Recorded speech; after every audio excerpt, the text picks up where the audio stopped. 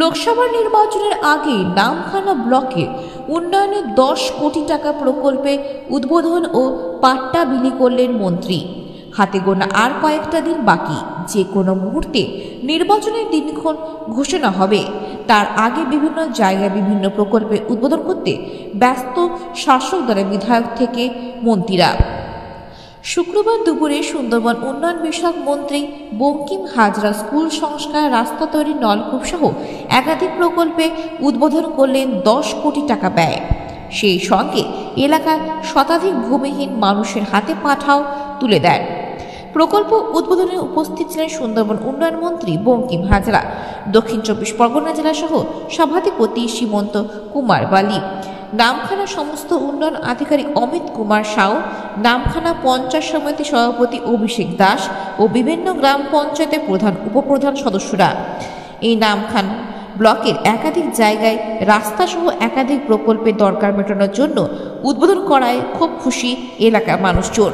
বিধানসভার মধ্যে কিন্তু নামখানা পঞ্চায়েত সমিতি টোটাল 7টি গ্রাম পঞ্চায়েতকে নিয়ে, বিশেষ করে সুন্দরবন উন্নয়ন পর্ষদের ক্ষেত্রে বহু সমস্যা দেখা দিয়েছিল এর আগে, যার ফলে আমরা সুন্দরবন দপ্তরে রেজুলেশন করে আমরা বিধানসভা ভিত্তিক, যেহেতু বিধানসভা ভিত্তিক তাই আমরা এই 5টি গ্রাম পঞ্চায়েতকে আমরা একটা সাগর বিধানসভার অন্তর্গত করা হয়েছে।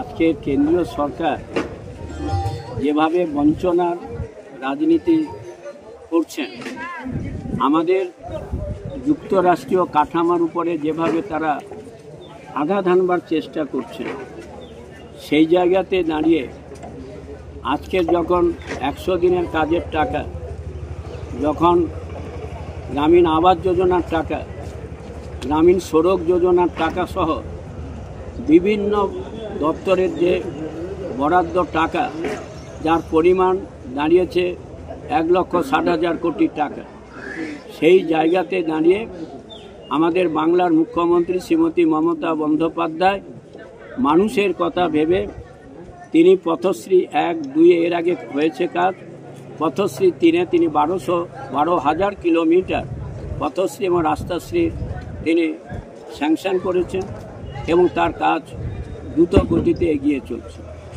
এবং সেই জায়গাতে দাঁড়িয়ে আজকে নামখানা পঞ্চায়েত সমিতির উদ্যোগে নামখানা ব্লকে সুন্দরবন উন্নয়ন পর্ষদ, আমাদের মাননীয় সাংসদ কোটা এবং পঞ্চায়েত সমিতি তার পঞ্চদশ অর্থ কমিশনের থেকে যে অর্থ পেয়ে থাকেন, তার মাধ্যমে প্রায় 10 কোটি টাকার আজকের শুভ শিলান্যাস করল।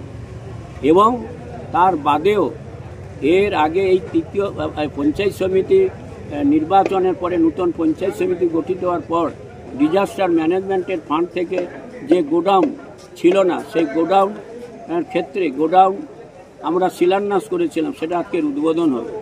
এবং আমাদের ক্যান্টিন, আপনারা দেখেছেন এখানে একটা ক্যান্টিন ছিল, সেটাকে আরও নতুন শেপে আমাদের সেটা করা হয়েছে। তা আমরা চেষ্টা করছি যে মাননীয় মুখ্যমন্ত্রী হাতানিয়া দুয়ানা নদীর উপরে ব্রিজ করে যেভাবে বকখালিকে আজকের আন্তর্জাতিক পর্যটন জায়গায় পৌঁছে দেওয়ার চেষ্টা করেছেন, সেই জায়গাতে দাঁড়িয়ে এই এলাকার যারা দুস্থ গরিব মানুষ, যারা এখনও পাট্টা পেয়েছিলেন না, এবং এর আগে বহুবার পাট্টা দেওয়া হয়েছে পঞ্চায়েত সমিতি থেকে, কিন্তু এই নতুন বোর্ড আসার পর মাননীয় অজিত বাবুর নেতৃত্বে আজকের প্রায় 100 জন দুস্থ মানুষের হাতে আমরা পাট্টা তুলে দিই।